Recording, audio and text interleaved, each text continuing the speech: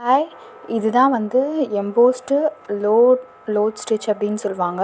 நீங்கள் இதை வந்து ப்ளெயினாக இந்த மாதிரி த்ரெட்டை வந்து ஸ்டிச் பண்ணாமையும் பண்ணலாம்.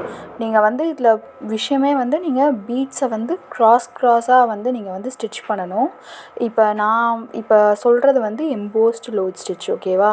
ஸோ எம்போஸ்டு லோட் ஸ்டிச் அப்படின்னும் போது நீங்கள் வந்து ஃபெவிகால் வச்சு அந்த இடத்துல இந்த இதை வந்து நீங்கள் ஒட்டியும் வந்து நீங்கள் பண்ணலாம் இந்த த்ரெட்டை. இல்லை அப்படின்னா இந்த மாதிரி ஸ்டிச் பண்ணியும் நீங்கள் வந்து பண்ணலாம். ஒட்டி அப்படின்னா நீங்கள் அது காய்கிற வரையும் வெயிட் பண்ணி பண்ணணும். இல்லை அப்படின்னா வந்து இந்த மாதிரி நீங்கள் ஜிக்ஸாகாக வந்து அந்த த்ரெட்டை வந்து ஸ்டிச் பண்ணி அதுக்கு மேலே இந்த மாதிரி வந்து லோடிங் வந்து பண்ணலாம். லோடிங் அப்படின்னும் போது உங்களுக்கு ஃபுல்லாக அப்படியே அந்த த்ரெட்டு ஃபுல்லாக வந்து உங்களுக்கு கவர் ஆகணும். இப்போ உள்ளே வந்து நான் இப்போ ஸ்டார்ட் பண்ணும் போது இப்போ நம்ம ஜிக்ஸாக் பண்ணிகிட்ருக்கோம்ல, ஜிக்ஸாக் முடிச்சுட்டு பார்க்கலாம்.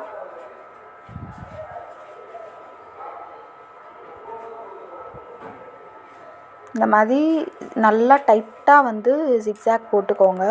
உங்களுக்கு இப்போ ரவுண்ட் ஷேப் வேணும் அப்படின்னா வந்து ரவுண்டை வந்து வரைஞ்சிட்டு அது மேலே அப்படியே த்ரெட்டை வந்து வச்சுட்டு கரெக்டாக அந்த ஷேப்க்கு நீங்கள் வந்து இந்த மாதிரி வளைச்சி நீங்கள் வந்து ஜிக்ஸாக் வந்து போட்டுக்கோங்க. த்ரெட்டு வந்து உங்களுக்கு ஏற்ற மாதிரி வளைஞ்சு நீங்கள் அது மேலே போடும்போது உங்களுக்கு ஷேப் வந்து சூப்பராக கிடைக்கும்.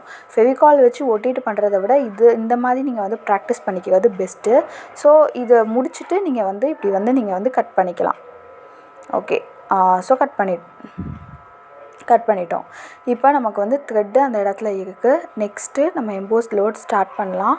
இப்போ அந்த கரெக்டாக அந்த கார்னரில் நம்ம க்ராஸாக வந்து ஸ்டிச் பண்ணணும். லோடிங் வந்து எப்பொழுதுமே வந்து ஸ்ட்ரெயிட் லைனில் இருக்கக்கூடாது, க்ராஸ் லைனில் தான் க்ராஸாக தான் இருக்கணும். அப்போ தான் அந்த ஷேப் பார்க்க வந்து கரெக்டாக இருக்கும்.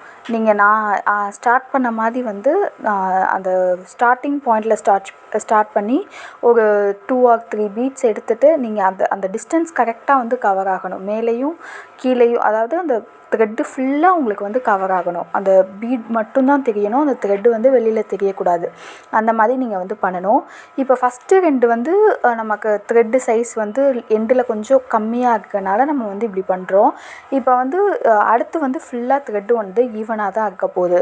ஸோ கரெக்டாக ஒரு இதுக்கு நான் 4 பீட்ஸ் எடுக்கிறேன்னா தொடர்ந்து எல்லாத்துக்கும் நான் 4 பீட்ஸ் தான் எடுக்கணும். இப்போ பாருங்கள், நான் 4 பீட்ஸ் எடுத்து நான் வந்து க்ராஸாக வந்து நான் இந்த மாதிரி ஸ்டிச் பண்ணுறேன். ஃபஸ்ட்டு வந்து ஒரு லாக்கு, இப்போ செயின் எடுக்கிறேன், அதில் 4 பீட்ஸ் போடுறேன், லாக் பண்ணுறேன், திருப்பி இது இந்த கொஞ்சம் கீழே கொண்டு வந்துட்டு லாக் பண்ணிவிட்டு திருப்பி 4 பீடு, திருப்பி லாக்கு, திருப்பி கீழே கொண்டு வந்துட்டு திருப்பி 4 பீடு, அந்த மாதிரி தான் வந்து நீங்கள் வந்து பண்ணணும். இப்போ நான் பண்ணுறத பார்த்தாவே உங்களுக்கு புரியும். அதெல்லாம் வந்து பொறுமையாக பாருங்கள்.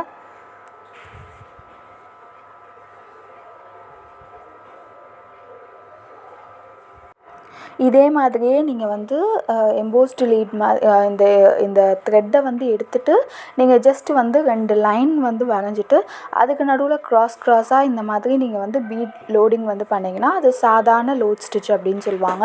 இதுக்கு பதிலாக நீங்கள் பீடுக்கு பதிலாக த்ரெட்டை யூஸ் பண்ணியும் இந்த மாதிரி பண்ணலாம். ஜஸ்ட்டு நீங்கள் வந்து ஒரு செயின் எடுத்துக்கோங்க, லாக் பண்ணுங்கள், திருப்பி அந்த கீழே கொண்டு வாங்க, அங்கேருந்து ஒரு லாக் பண்ணுங்கள், திருப்பி இந்த சைடு கொண்டு போங்க, ஒரு லாக் பண்ணுங்கள். ஸோ இந்த மாதிரி ரிப்பீட்டேட்டிவாக நீங்கள் வந்து பண்ணணும். ஸோ எல்லாமே ஈவனாக ஒரே இடத்துல நீங்கள் லாக் பண்ணும்போது உங்களுக்கு எம்போஸ்டு லோடிங் வந்து உங்களுக்கு அழகாக தெரியும். எல்லாமே நீங்கள் முடிஞ்ச அளவுக்கு நல்லா க்ராஸாக கொண்டு போக உங்களுக்கு வந்து ரொம்பவே அழகாக தெரியும். ஸோ இப்படி தான் நீங்கள் பண்ணணும். நீங்கள் இதை வந்து ப்ராக்டிஸ் பண்ணிக்கோங்க.